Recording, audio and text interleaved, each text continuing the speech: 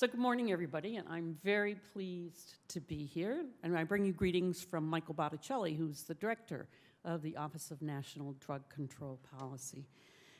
I started working at ONDCP just in December. And prior to that, I spent many years as a local and then a federal prosecutor. My fervent hope during those years was to put myself out of a job. And I think that many of us who work in the addiction field and anything to do with drugs, our fervent wish is to put ourselves out of a job, because if we could only figure out how to really make prevention work for each and every American, we could all be doing other things. So, given that we haven't figured that out yet, I'm really grateful for the work that you do and that you have the jobs that you have and are working so hard on this cause. Today, I want to talk to you about one aspect of the whole addiction field, and that's prevention. And I want to focus my remarks on one specific aspect of prevention that we work on at the Office of National Drug Control Policy, and that's the Drug-Free Communities Support Program. And I especially want to thank Senator Portman for his tremendous support through all of the years. He originally sponsored the legislation that created the Drug-Free Community Support Program. Of course, this is Washington. We have to have acronyms, and our acronym for the Drug-Free Community Support Program is DFC. DFC actually is the nation's leading effort to mobilize communities to prevent youth substance abuse. We at ONDCP direct the program in partnership with our federal partners at SAMHSA and our community partners, seated right here in the front row, CADCA, the Community Anti-Drug Coalitions of America. This DFC program provides grants to community coalitions across the country, and the goal is to strengthen the infrastructure among local partners to create and to sustain a reduction in youth substance use. We currently have 680 DFC-funded community coalitions across the country, 24 in Ohio, 7 in Rhode Island, 10 in New Hampshire, and Senator Klobuchar will be happy to hear 21 in Minnesota. And we'll be announcing our new grantee cycle in September. So in the fiscal year 2014, we added 197 new grants. And there were 463 continuation grants for communities that had already started this process, wanted to keep on moving along in a 5-year cycle. And then we had 3 new DFC mentoring grants, 17 continuation mentoring grants. What is a mentoring grant? The mentoring grant provides funding to existing grantees so that they can help other community coalitions build their capacity and get strong enough to apply for a DFC grant. So it's a terrific program, and we all know that communities learn best from other communities. It's that kind of peer-to-peer situation. So we involve the whole community in a solution-oriented approach through the DFCs.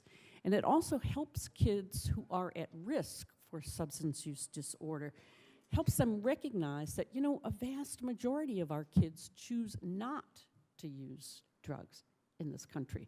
And it helps kids who might be kind of on the cusp to recognize that and hopefully to shift their own identification, to shift to identify with those kids who choose not to go down that path. Experience has taught us that local problems need local solutions. So that's the principle underlying the DFC program. Does this work? Well, we've had evaluations that show that, in fact, DFC-funded communities have demonstrated an increase in positive outcomes, and they've proven to be more effective in addressing complex social issues than communities that don't have this.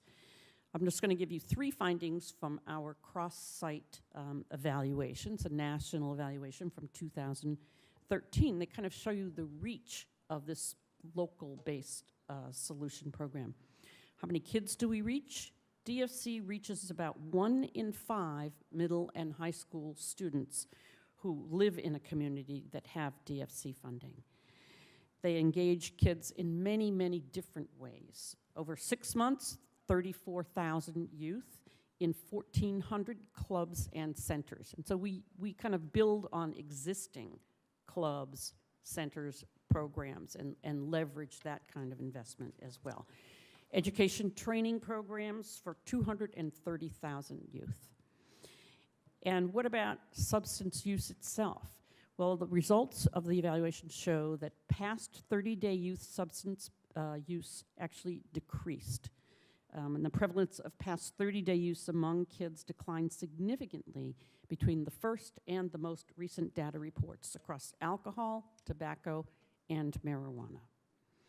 So since the inception of the program, we funded about 2,000 community coalitions, and today they still are on the front lines in local communities. In fact, there are about 9,000 community coalition members throughout the United States. And these are folks who are, you know them, they're in your communities, your neighborhoods. They're passionately committed to this particular issue.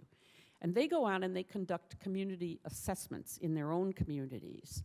And they take the results of that assessment to shape data-driven, community-based programs that fit the problems in their communities so that the solutions are tailored. And they're continuously assessing so that it's refreshed all the time in addressing whatever the current emerging issues for kids in their neighborhoods might be.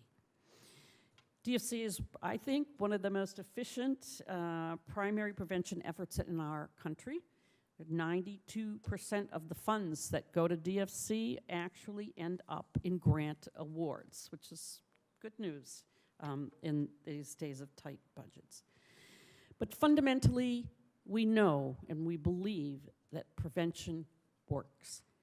And when you see the use of opioids and synthetics, heroin, and so on that you heard some more about, that you heard something about this morning from our previous speakers, you know, more than ever today, prevention is absolutely critical. So I thank you very much for your support and for the work that you do, the hard work that you do day in, day out. Thanks.